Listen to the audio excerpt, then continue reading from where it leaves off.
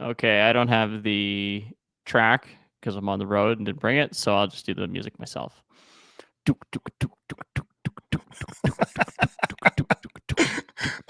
Welcome back to another episode, everybody. This is Just Two Camera Guys, a show where we're going to talk about all things camera. My name's Emery Wolf. I'm one of the hosts, and joining me is Nick Lamb. right on. Thank you for that musical intro. I can't wait to actually listen to that later. Yeah. So Nick, it's before Christmas. We're both in different places. What's going on? Yeah. So I'm in Banff for our friend Matt's wedding, and I don't even know where you are. Where are you right now? I'm at my girlfriend's place. We're putting in a tub surround that box right there, actually. So yeah, just set up in the basement as quick as I could to get her done. Nice. Nice. This going to be your new studio down here? Maybe sometime, yeah, probably. Oh, sweet. We'll do some. I mean, it might be a little more cleaned up. Yeah, like I mean, it's a disaster right now because we're like half reno, half moving in, half trying to get ready for Christmas. So it's a bit of a disaster down here. This is the disaster zone. But assuming you can turn off those lights, put a little RGB, a little color on that back wall. Oh, it's far enough dude. away. Can you fill like 2 minutes here? Yeah. Just fill time. I actually upgraded my light kit for the first time in, my goodness, probably 10 years. So I ended up going with the Amaran 300s. So I got 3 of them coming, and then I'm going to make a decision. I don't know if I'm going to go a 600 or a 1200 if I need it. But switching to RGB for the first time. So my previous ones had been halogen. I used those things for, my goodness, over 10 years. So I had the 1,000 watt, the 15 watt, 1,500 watt. No, they're just 1,000 and 500 watt. Yeah. So I had 3 of those. And then I upgraded to some panels. They were these LED panels, but they're just the bicolor ones. So I don't know. I always wanted to get RGB lights. So now I've got the 3 RGB lights. I actually gave away my halogen lights. Oh, except for my hard lights. So I've still got a couple of hard lights that I use as backlights and stuff like that. But yeah, light kit's been basically fully upgraded, although it hasn't arrived yet, but it will be upgraded soon. Anyways, yeah, there already is some LEDs down here. Yeah, I love it. So then once you get little light on you, turn off those backlights. Yeah, it's going to look sweet. Yeah. Nick, you had a couple things you wanted to chat about. Where'd you want to go? So have you seen Peter McKinnon's latest video? I have. Yeah, I don't know why we love talking about Peter McKinnon so much. I think it's because Peter McKinnon loves talking about us. Like, was it not last week you made the comment like just pay people, just pay them? And then what's his latest video about? Yeah, was work for free. So I want to get into that video. And I don't even have it. You were so like deadpan about it. Work for free. But so it was actually good. He made a ton of good points. I actually can't argue against any of the points he made in that video because it's so true. But his previous video made me laugh so much, and not even in a great way. So him and Matty H, they spend all day revamping Peter McKinnon's setup. They move his whole room around, reset up a bunch of lights, get a bunch of grip gear. And it essentially... Are those the lights you bought for your place? he went a little bigger. He's got a little more juice. He's got the 1,200 watt version, and I've got the 300 watt version. So he's got... I'd be like, I'm working with the 60 watt version. Yeah. Well, there's a lot of people actually saying that the 150 and the 60-watt version are pretty good. But basically, the end of his video here. Let's see. Does this do it? No, this looks too good with my light off. But it was like this. Like, try to see me through here. It's like you just can't. Like one eye kind of is lit. The other side totally dark. It looked like he was in the witness protection program or something like that. No real backlight to mention. The only thing that would look sweeter was they did actually take more advantage of the room. Like, you could see the whole room. But then at the end, he was just like, boy, Matt, this looks sweet. Love it. Just love it. Can't get enough of it. And then his next video, he opens up. He's like, yeah, I've changed my setup. Yeah, I know. Yep. Nope. Yep. Okay, yeah, I get it. So he knew he screwed up in the next video. So when I texted you, I wanted to call him out, but then he kind of called himself out already today by the time we're recording. So I don't know. What can you do? Yeah. You'd mentioned earlier too, when we were just chatting about it, that like it's like such a YouTube thing to do, right? It's just YouTube for YouTube. There was no other reason for that video to exist. Well, the best part was, yeah. So it basically categorized YouTube, and I was looking before recording, and of course, one of the comments even said it, but they were just like, okay, so they're making a video. They spent thousands and thousands of dollars. They did a whole day of setup, and now it looks the same or worse. Which is hilarious. Is that not how social media works though? Like, most people are just doing it for social media. I actually got do you know what? I'll talk about it now, actually. I recently got onto an email list. I'm just bringing it up here to an email called Log Off. Excuse me. And basically, the whole point of the email is to get people thinking about their social media, get them off computers, just because all that stuff is more beneficial. So the actual email, I read it today. I don't remember if it actually came today, but it was a story about stories.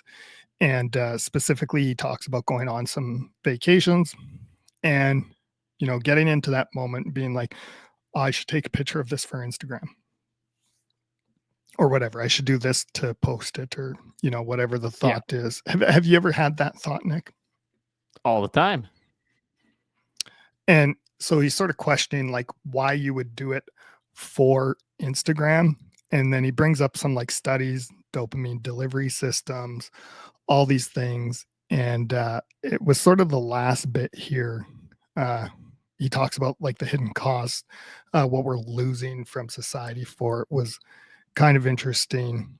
And the last bit here, where he talks about what are we reaching for, and he says ultimately intention matters.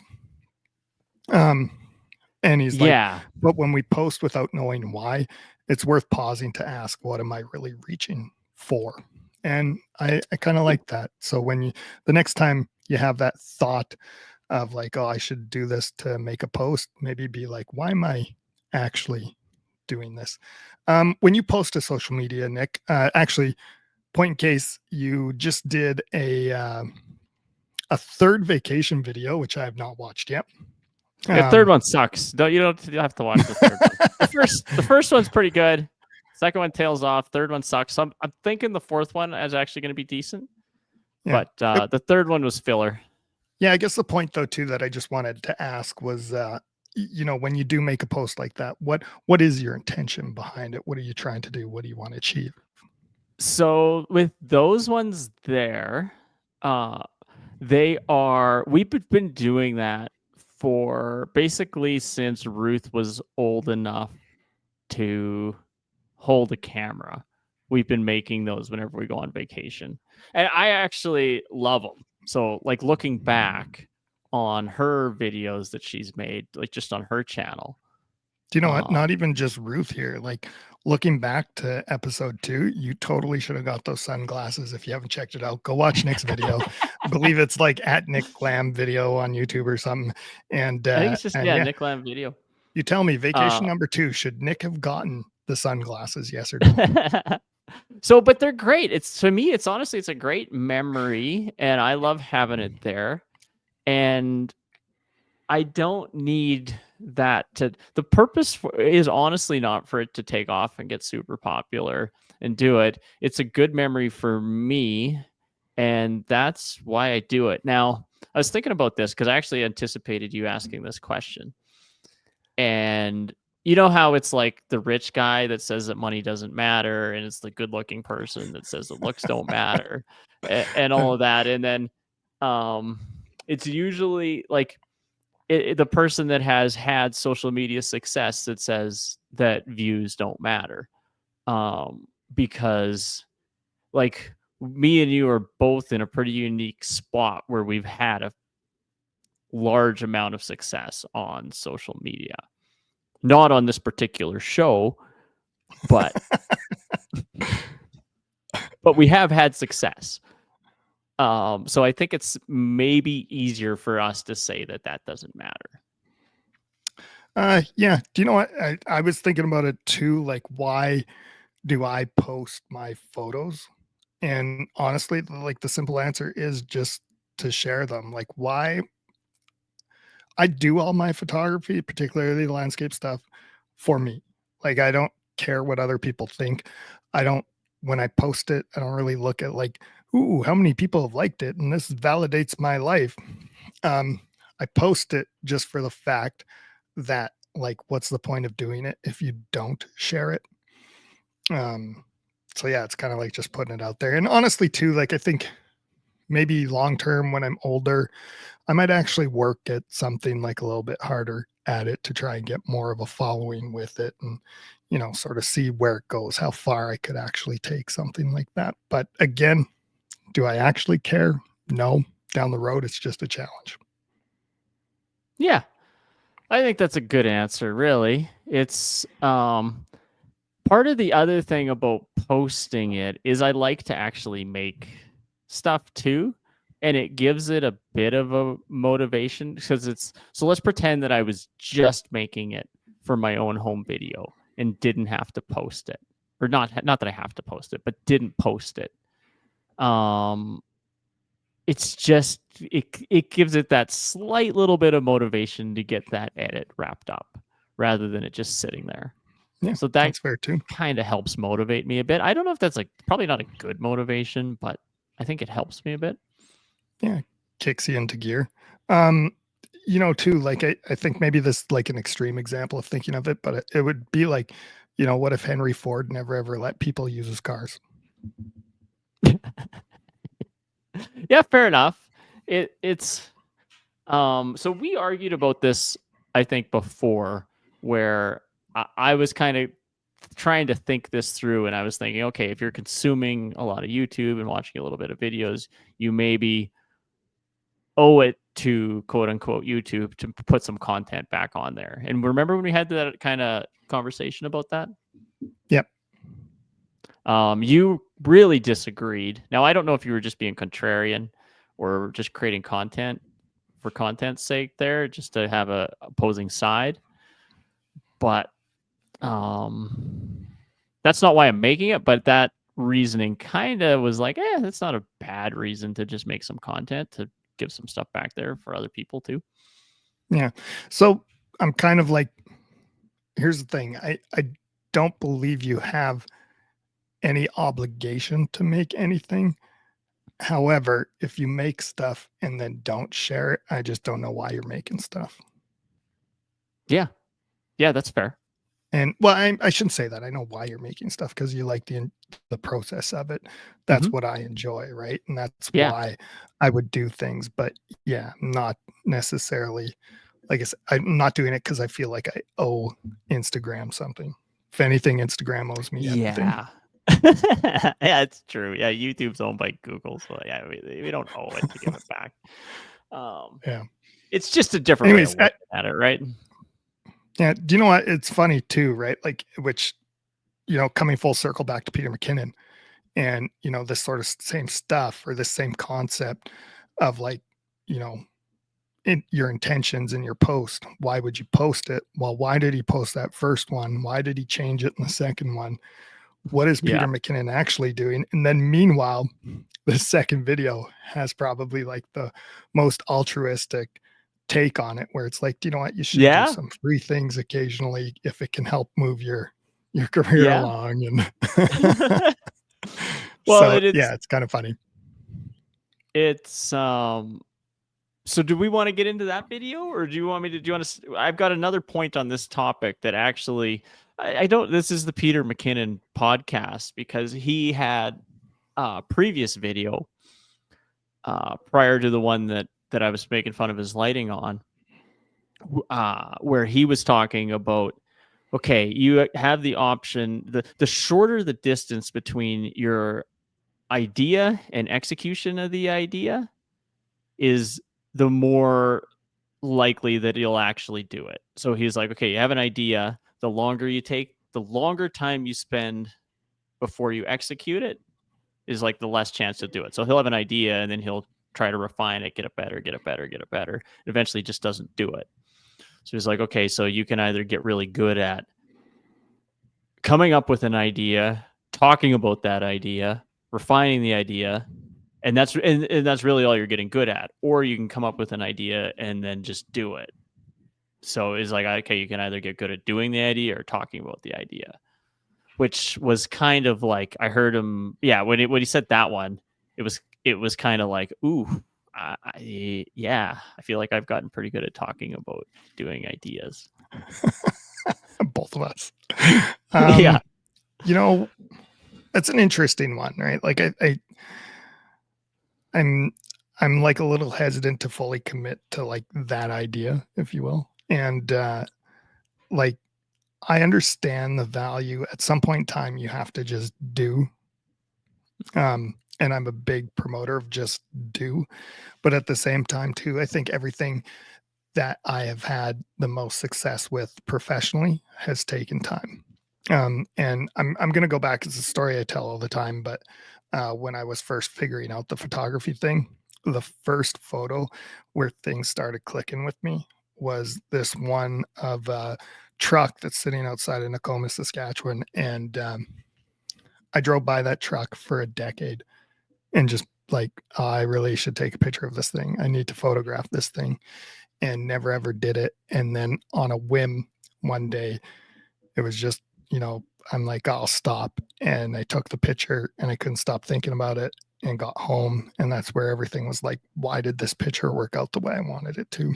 And everything started clicking after that one. So it took like a decade from like my initial want to actually doing. And it is still, honestly, it's probably one of my better photos. And then same with stuff at work. Like the longer we plan out, I've told the story of the sort of PSA things we did here, the 15-second clips, the one I got you to help us out on, where like I hated the whole idea of it, but by the time we're said and done, it was actually like, oh, these are actually okay. They're watchable, they're quick, they're perfect, they're good enough for our purposes, and they're a lot better than what the original idea was, and that took time. Now, okay, so I've seen your photo. It's a really good photo of the truck. We should post it sometime. It's a cool photo. But where my brain goes with that is, okay, well, let's imagine. So you had been thinking about that for 10 years. So let's imagine that the first time you drove by that truck and you thought, oh, I should take a picture of the truck, that you just did. You theoretically could have sped up your photography 10 years, and you would be potentially 10 years more advanced right now if you'd shortened that time frame up from thinking about it to doing it. That's a stretch. Yeah. There was two things holding me back. One was skill. The other was I'm stupid. That's it. Like I couldn't wrap my head around how to actually do it. And I was trying to do things with it and just failing horribly. Yeah. And maybe maybe the lesson is, by the time you develop the skill set to do it, that was when you did it. Yeah. But right? I would argue. So I think like if I took it 10 years earlier, I would have just took like a way shittier photo. So it's just like there's a thumb in front of the there's a truck in the background. Yeah. Well, and that's the other thing too, actually. You know, I'm kind of weird too, because like I don't like necessarily going back to the same spots. And I don't like taking the same photo again too. So like if I did that 10 years ago, I probably would have like ruined it for me, never done it again. So yeah. I've got a couple different thoughts there. So I don't think that skill is holding us back from anything in this field at the moment. Like, yes, there's stuff to learn and there's little areas to get better, but I'm doubtful that there's an idea that we could create, like imagine, and not have the skill set to execute it. And I bet that there'd be a lot of people, very few people listening to this that would not have the skill to actually execute on their ideas, where they'd have to go to the classroom more. I'd buy that. Yeah. I think that's a good thing. And honestly too, like even thinking of like you just said, the guys who, or gals that listen to this, right? Like, you know, Lisa could probably do more than what she thinks she can. Jordan Blood could definitely do more than what he probably thinks he can. Matt Howard, same thing, right? Oh yeah. Cause it's, I feel like if there is a skill set that you need to develop more, there would be nothing that would teach you faster than doing and then watching it back and going, oh, I need to improve my audio a bit, or I could fix my lighting with that next time. Have you ran into that? I saw a video that I made 7 years ago and I was ready to like cringe up and be like, oh, that was terrible. I saw it and I looked and I was like, I don't think I could make a video that good today. I'm like, yeah, I look at my old stuff and I'm like, I don't know how, there's two sides of it, right? Like I look at my film school stuff and I'm like, I have no idea how I passed film school. It's all garbage. And now that's universal. I've sat down and watched so many people's film school projects and I've never seen one that I like. It's like, it's simple things. I didn't know, one, technically how to shoot well or better than what I do now. So it was like a skill thing I had to learn through experience as well. Two, I didn't really know or understand how to piece stories together. I had nuggets of it in short things I could do it. And then three, and actually this is probably, you know, when I go back, it's actually the thing that I probably miss the most. And it's just having the energy for editing. I think I was like, I don't want to say I was a more risk taking editor. I had the energy to just sit and plow through things and not take too much time to think about it and just do it like guerrilla style. And it was good. And I continued that like even professionally, like sounds super weird, but when I started the business, I was doing wedding videos. And like I very much still kept my style guerrilla and very fast edits. And, you know, that's what people like, the high energy montage of things. And that's what I was doing really well at. Yeah. Yeah. Now, yeah, now we had different. Now my edits, Nick, are like, oh man, do I really have to put a cut here? Well, I think that's great. Like I've always tried to put in as few cuts as possible. Like if I'm gonna make a cut, there needs to be a reason for it. And sometimes the reason is just to make a cut, to change it up because you've been on a shot too long. But yeah, I've never been a huge fan of the unless it really needs to be that way for the video. But yeah, when I was watching back, sorry, I was just gonna say I would say I had like no reason, and I would do things just because of doing it. And for 90% of it worked out. There's probably like 10% that didn't. Yeah, well, I had more of the glide cam footage is what I was using. So I was cutting that in with slow motion, and it looked really sweet. And the interview style. So I think I had an advantage over you with filming. Like when we both, so you went to film school, but I worked on movies as a camera assistant, right?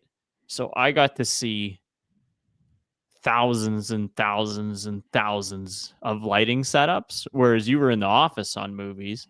So then when you got out, lighting was a little bit like when you started up went on your own, lighting was a bit scary for you. But for me, it was like I feel like I had a master class in what, well, not doing, but like just observing lighting for 10 years, right? Yeah.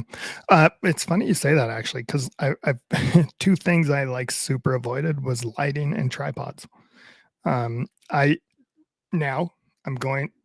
start with lighting, but so lighting was, I definitely think I was scared of it, didn't really understand it. And then as I got older and started doing it, I was like, this is so stupid. Like you could literally see.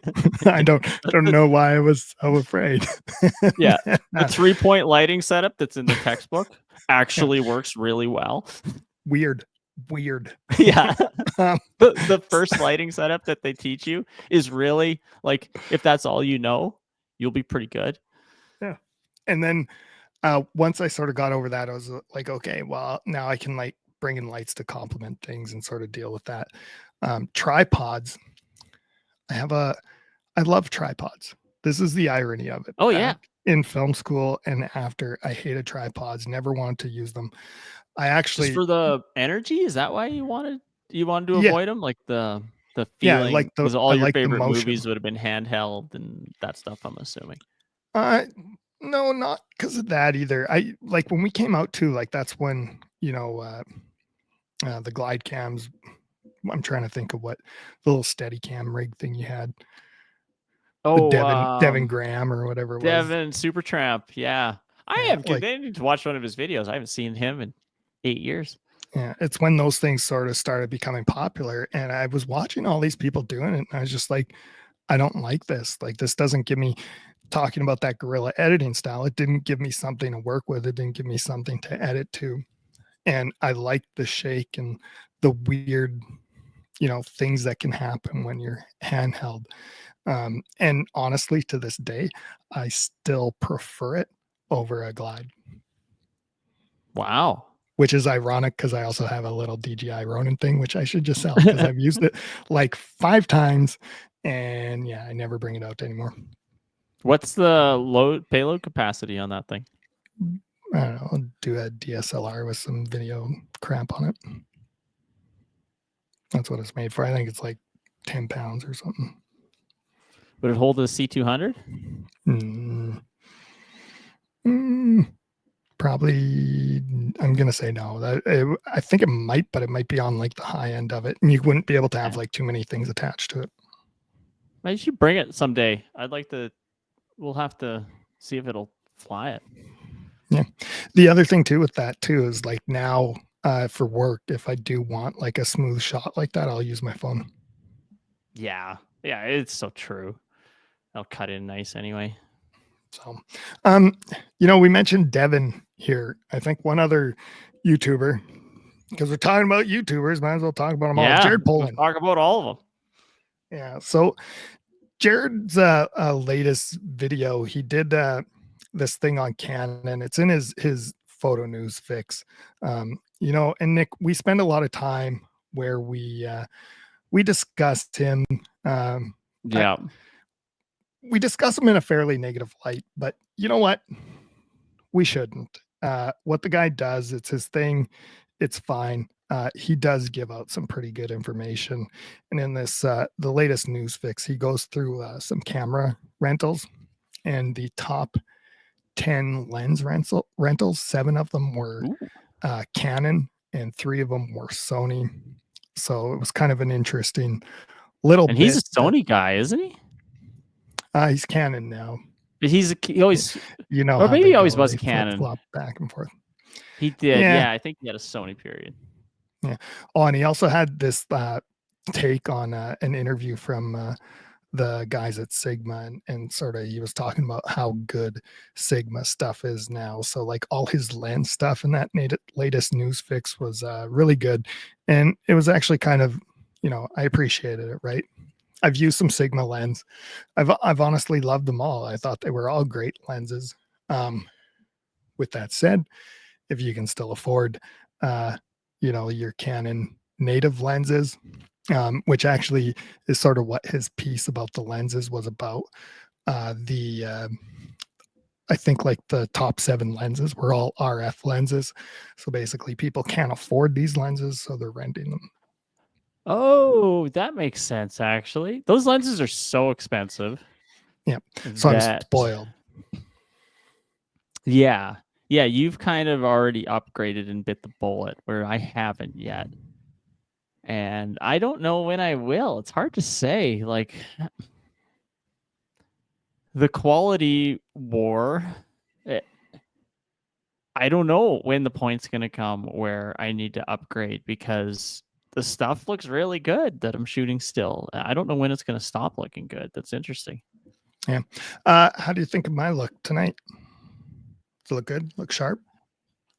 Look sharp? Like it's I think I have autofocus turned on. It's a lot sharper than my image straight off of my webcam. Yeah. This is the RF35 1.8, I want to say. So like their cheap 35 version. I think it's like a $300 nice lens, maybe 500 tops. Don't really necessarily remember, but I've bought like a kit of these things lately, and yeah, I thought they've all been quite good. I haven't like fully tested them or like really looked at stuff, but again, even these cheap RF lenses, I think, are actually quite good for what you pay and what they are. Oh yeah, I can imagine. Yeah, I'd be curious to see what that looks like just shooting a video, but I bet it looks great. Yeah. The other thing I was trying to bring up here, Nick, it's that time of year. There's one website failed on me, but the top picks of 2024. Oh, top comedy. Oh my goodness. Animal picks. So you got a squirrel. There's like a guy stuck in a tree. Yeah, he's like diving in it. Yeah. Well, what's that? What's that bug that was there? Looks like a mantis of some sort. Looks like he's having a little dance, having a good time. Yeah. Have you seen praying mantis in person? Not a live one. Do you know what I seen on like a YouTube short the other day? There's like a mantis fly. It's like a fly that looks like a praying mantis, but it's like an itty bitty fly. It's the weirdest thing. Yeah. Were you watching? Were you walking down the street watching YouTube shorts? No, I was not. Yeah. That epidemic hasn't ended. I'll tell you that. No, it's only going to get worse. This one's pretty funny. A bird just crash landing into the rock there. Poor bird. Looks like it probably hurt a little bit. But yeah, anyways, there's all sorts of these things out there. Big googly-eyed frog. So those were the top comedy wildlife photos. Petapixels here, if I can close this down and not close down, did the top nature photographer of the year, handed out the award to someone here. Whoops, I did close. We should try to get this these top photographers on they did someday. Yeah. And then I figured, wrapping it up, why not have some of the best photos from Taylor Swift's Eras Tour. Now, okay, so this is an actual question about these photos. Would these be media photos, or does she have her own photographer? I'm guessing she's got her own photographer taking these. That's a good question. Let's see here. So this first photo, which actually is quite a stellar photo, looks like it's done by Emma McIntyre. And it's a Getty image, so you could even probably buy this one. Oh, this might just be like amateur photographer. Canadian Free Press. It's a great photo. Yeah, that's amazing. This one is Christopher Polk, another Getty one. Sorry. Yeah, so like there's lots out there. For the large part, meh. Like whatever. She wears some skimpy outfits and that's about it. But like that first one with the lights set up and that, and there's a few of those lights in there that you know, just the stage and what they actually do for the show actually looks pretty impressive. Yeah. So yeah, light is amazing. It really is. We'll never tell Scott that though. So the last game, he actually did a little light show for Let It Go. Did a little Let It Go karaoke. Oh, He nice. did his patented Let It Go light show. Yeah, it was really good. Although we can't really see it in the room that well, so like to my eyes in there, it looked good. And so I'm betting that it looked amazing out there. Cool. Couple other things to touch on too. There is some new stuff coming out there. There's some tilt shift lenses that have come out. I forget what brand. Trying to scroll to find them. For Canon as well. So in that RF system. Okay. Laowa. I'm not too sure how to actually pronounce that brand name. But anyways, they're out there. The other big thing I thought cruising Canon rumors was the Adobe increasing their photography plan. So did I tell you my patented Adobe story? No. Had my yearly chat with Adobe because they have the Black Friday sale, and then I always get excited, go to sign up for it. It's not available to me because I'm already a subscriber. Complain about it a bunch of times. Finally get the deal. That's good. Hey, that's the way to do it. I should actually. Now I'll talk about this and I'll tell you about my my deal thing story going on. Anyways, this is the other one that I think is interesting. They're talking about a non-L RF 70 to 200 2.8 or similar lens on the horizon, which I think would be super interesting. A non-L. So are they? Is that higher or lower then? Is that what they're saying? It would be like for the RFS lineup too. I should. Oh, okay. say So it's a that, lower quality version. Yeah, Okay. right. Like a cheaper version, but I mean, it would still be 70 to 200 f2.8. And my guess is that it would be like 2.8 at 70, but then like 5.6 at 200 or 8 at 200 or something, right? Oh, so that's how they'd get away with the little lower price point. Yeah. Oh, wait. They actually do say, well, we do know that f2.8 constant aperture zoom lenses are coming for the RFS lineup. Interesting. So maybe it'll be constant. So yeah. Yeah. Yeah. If the last thing, Nick, hate photography and wanted to go APS-C, then yeah. I think that's like it's extremely good news, honestly. No, I know. I'm just so I think you could actually go APS-C now, but you remember 10, 15 years ago when you went APS-C and it sucked, right? Yeah. But I feel like you could actually get away with it now. The cameras are good enough. The lenses are good enough that you probably wouldn't even be able to tell the difference now.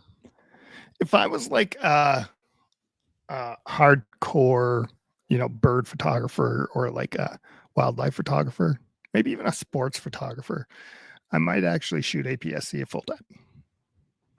Just to get that extra zoom? Yeah. Yeah. Yeah. I shouldn't say like full time, I guess, right? Like there'd be times you'd want to use like a absurd wide and then you'd want like a bigger sensor for that. Yeah. Yeah. I'm just imagining, I've never been a bird photographer, and I'm trying to think of the scenario where I could get interested in it. Here's the thing. You need to be, you can't just show up and take pictures of wildlife, or otherwise you get bad pictures of wildlife. just, I shouldn't say that they're all bad, but like, just for an example, I took a picture of a fox. I don't think I posted yet. I think the post is coming. But like the fox is walking away from me. And that's like a good example of like a bad wildlife photo, is just this animal's rear end leaving you, right? Yeah. You can see the window from your car in the shot. Is that a bad one too? Kind of, right? Like, but I mean, the point is like, if you're gonna go out, like if you want to get their faces and get things that are actually meaningful, like you basically need to hunt them. You can't just like show up, oh, there's a fox, and run out of your car and go and get like the world's greatest photo. It's just not gonna happen. It's blurry from the car moving. Yeah. Weird that it doesn't happen. Yeah. Anyways, Nick, the last thing I want to talk to is about some movies here. Fun. So this little article I got shown up here, the best 4K HDR movies to show off your new TV. It's a list of movies. Number one on the list, The Matrix. So do you watch movies on your TV, or do you watch them on your computer? TV. Okay. I like watching nothing on my computer. I hate watching. I can't, like a full thing I can't watch on my phone. Like I can't even watch a YouTube video on my phone. Really? Yeah, I just don't like it. Huh. Yeah, I don't mind watching on my computer because I feel like my headphones are better audio than anything else I own. Anyways, next on the list was Mad Max Fury Road, and then Planet Earth and Blue Planet. Here's the irony for me so far. Right now, I own all of these. So really? Everything on their list, I actually physically own. Spider-Man is the first one I don't own. Rogue One, I own.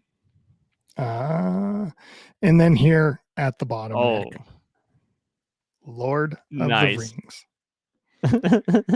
So Emery wasn't at our latest Pats game, and you should have seen it. So the guy that replaced Emery was pretending to be Emery, and we were telling him to say stuff. So he was saying things like, Lord of the Rings sucks. Can't stand it. And so we were basically did a caricature of Emery and got this guy to say all the stuff. So that was one of the things that came up. Yeah, really funny. I'm throwing him under the bus, Jordan. Next time I see you, buddy. No, I'm kidding. I actually think it's pretty funny. I'm actually quite happy you did it, Jordan. Yeah, it was funny. Anyways, this Lord of the Rings, I've actually seen most of those movies. Yeah.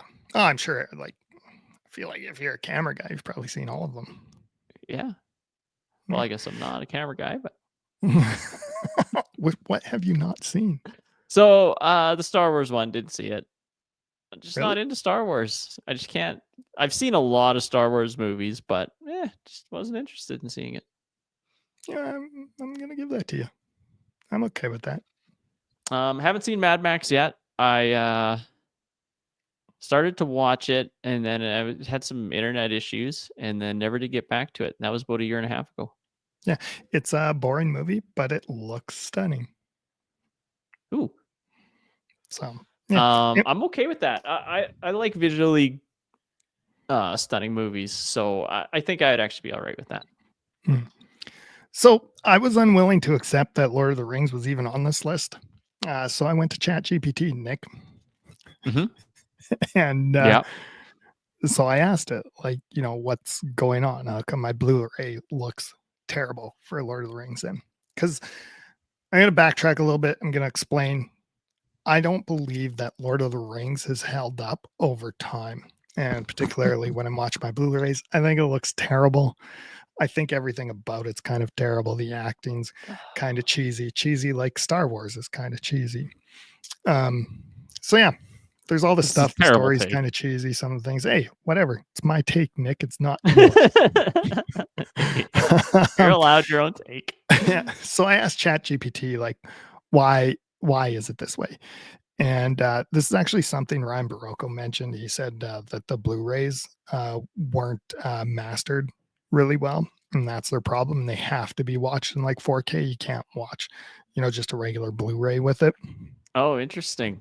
They talk about the overuse of digital noise reduction, some color grading and HDR issues.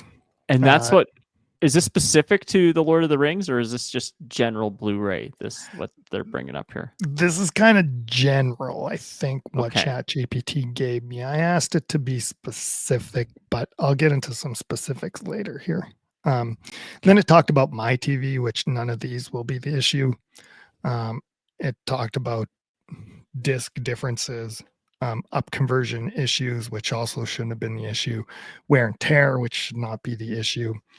So it says check your equipment, check the releases, revisit settings, and consider upgrading to 4K fully. So I was like, yeah, this is generic.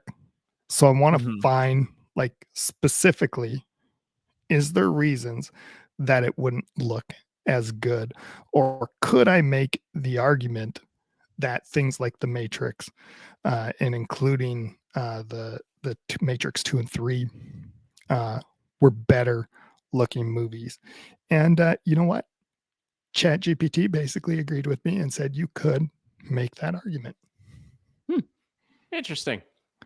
So, and honestly, you compare it to same era movies because you couldn't compare it to like the most recent Avatar movie or something like that, because obviously that's going to look 1,000 times better, right? Yeah. But I could agree with you that there's some scenes when I watched The Lord of the Rings that I was like, oh, that specific shot it doesn't hold up, and they wouldn't include that shot now. But then even once they get into the coverage, it's like, oh, it's looking good again. And the acting, I don't think you can fault the main Are you talking about some of the auxiliary characters, or are you talking about like Frodo, or who are you referring to as the acting? Because I kind of liked Frodo and what is it, Samwise? Yeah, Those two guys, I thought they were really good. They were okay. I think the things I really found cheesy were like the eye in the sky stuff, and like just like I understand like that's how it's sort of written in the book too, and there was some things like cut out with it and that too, but it still sort of came off as cheesy. You know what? Yeah, it's funny how I liked it. I thought it held up really good. So I just thought there were some specific scenes that didn't hold up, or specific shots within specific scenes. Yeah. But I really liked the whole trilogy. I saw it, what, a year and a half ago? Loved it still. I'll probably watch it again here someday, but yeah, it seems like it always lets me down. And I did some comparison here too with The Matrix and Bad Boys 2, just because they did come out at the same time, and both those movies are movies that like I actually like a lot. I think visually they're fantastic, and I like the stories maybe a little less on the Matrix 2 and 3, but and that's sort of what they do talk about here too, is they talk like how both these movies have a more unique visual style. And then that they were a little more innovative with their special effects and what they were doing. And this is probably a big one. Both of them have very distinct color grades on them, which is actually quite true. And that's actually probably one of the things I like, right? Like I like what they did with the green and blues and how they separated that in the Matrix. That makes sense. Bad Boys, particularly like Michael Bay's got all those like saturated, rich colors because they're down in Miami, and it just looks like, you know, this is fun. This is Miami. And then yeah, they talk about some cultural impact and legacy impact. And just so I wasn't biased, I don't know if you could argue the legacy. That's a stretch. I would agree that Lord of the Rings has a bigger legacy. Actually, do you know what? I take that back. I disagree. I actually think Bad Boys 2 has a bigger legacy. No. Bad Boys 2 changed. What do you mean? I thought you were going to say The Matrix. Bad Boys 2 changed action movies. You're just like, yeah, I'm going to pick a cartoon, And I'm going with the Smurfs. Bad Boys 2 changed action movies. Like before Bad Boys 2, action movies were like Bad Boys or like Die Hard, right? After Bad Boys 2, every single action movie was Bad Boys 2. Like the Fast and Furious tried to be more like Bad Boys 2. And all these things just were like, this is the movie we want to be like. So you're talking from a cinema. So I would say culturally, if you were gonna, like, you'd have to knock off the Lord of the Rings. So I think that you'd almost be starting from an assumption that the Lord of the Rings was in first place. But I think you could make an argument that the Matrix was more important culturally because of the red pill, blue pill, or whatever. Like that was, and doing bullet time, right? Oh, that's so I'm saying. So that's more of a cinematic reason. So I'm just talking like the. I know, but that kind of changed. Like honestly, too, I say Bad Boys 2, but Bad Boys 2 wouldn't have been how it was if it wasn't for the Matrix, right? If they were ripping off some of the stuff from the original Matrix, I should say. Yeah, the original Matrix did have some stuff. So I remember seeing something on that way back in the day, and didn't they essentially get that from anime? Like they were just recreating some of the Japanese anime at the time or something like that. Yeah, a lot of it. I think they did a lot of that too in the 2 and 3 that nobody likes. Anime and video games. And then they went even overboard in that one. Yeah. So, but I'm just I'm going to digress. I will say I understand that Lord of the Rings has more of a cultural impact. I'm going to say Lord of the Rings as a whole, maybe less the movies, but like when you include the books and everything, like way more people have read Lord of the Rings, way more people care, way more people think it's the cat's pajamas. It's a fact of life. So I've heard, whoops, I keep touching my camera there. I've been a part of Matrix conversations, like people discussing the Matrix and the philosophy behind it. I've been part of the Lord of the Rings conversations, people discussing like what it means. They're like interpreting it. I was part of it interpreting the Lord of the Rings conversation a week ago, and I didn't bring it up. But I've never once been part of a Bad Boys conversation that's not somebody just quoting the movie. People hate it, like just because it's Michael Bay. It's hilarious. So I remember in film school, people were like absolute shitting on Bad Boys 2 just because it was Michael Bay, even though at like the time it was probably the best movie out. That's probably the same reason why we keep putting down Fro, though. Like, yeah, Bad Boys was super popular, Fro's super popular, and I don't know, we just have this uncontrollable need to just make fun of people that are popular. I don't know why. I remember one time at film school, so it wasn't Bad Boys, it was James Bond, but like this person is sitting in class and being like trying to compare like Serenity. Do you remember that movie? To James Bond. Who directed Serenity? Who the hell knows? It was like this big, it was like the movie version of some like TV show that like all these nerds were like super pumped about. And then it was like a super massive letdown. And yeah, they were still trying to validate Serenity and how great it was. And like, I went to James Bond and it was not like Serenity. And it was like, what? You went, what? Like, well, but that's so.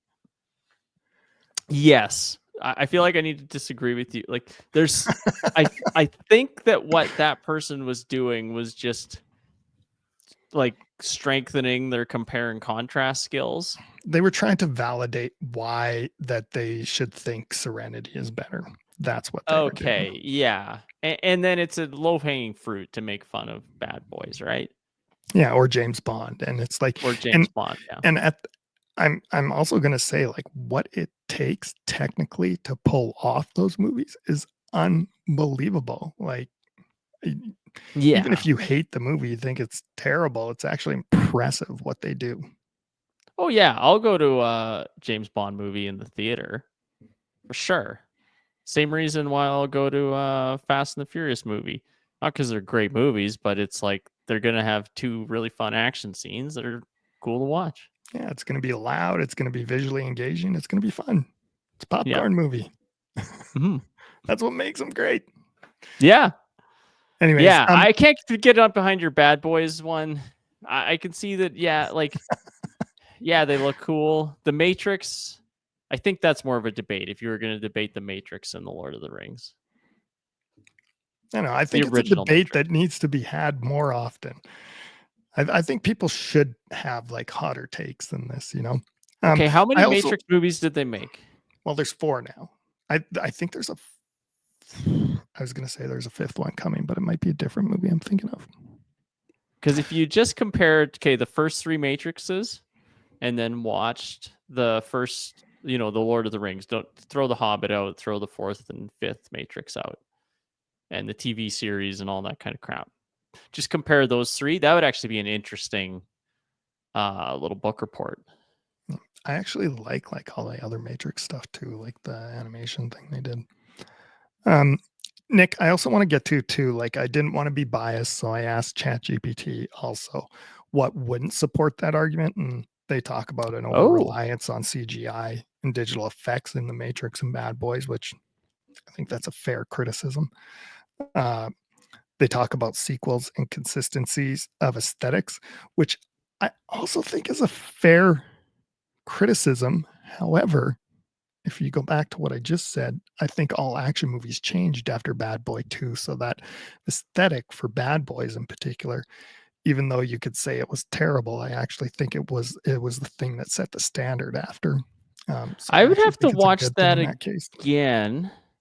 The one thing that Bad Boys did, they didn't even know it at the time because Will Smith wasn't the star that he became and the kind of the actor that he became, but they put a legitimate actor that's not just like a kung fu artist or something like that in the action movie role, similar to Matt Damon in, why am I blanking on the movie when Matt Damon was the, what's that handheld shaky cam movie that he did?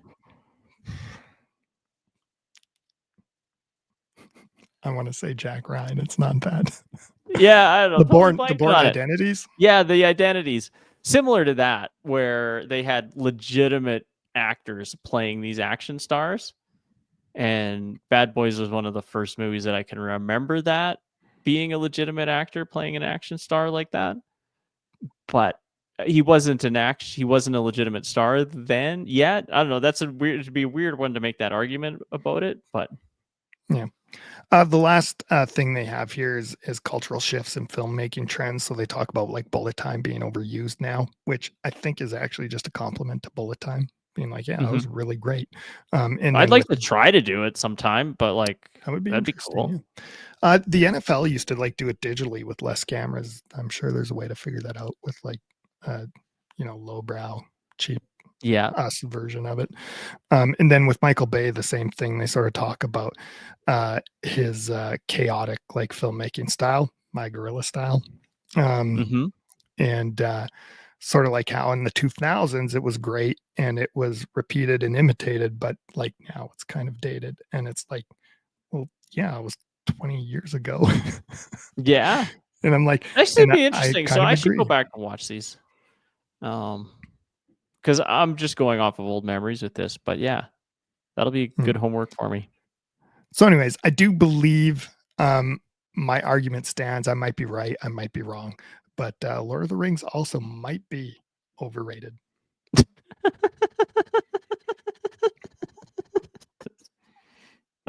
Oh, we should wrap this up. What a way to end it. Yeah, there we go. I've probably pissed off like a ton of people, but hey, it's the way. Yeah. Hey, that's good social media right there, Nick. That's what you do. Hey, you're just being you, right? just get the anger mob after you, and that's the way it works. Oh, Okay, so do you have any words of wisdom based on that you can not based end off us out that, on? but I think like maybe the best words of wisdom coming up here are, we're coming up to Christmas season. You're probably doing some family photos. Just make sure to put yourself into that photo. Use a trigger remote or something. That's or Photoshop advice. it in later. And then fix it in post.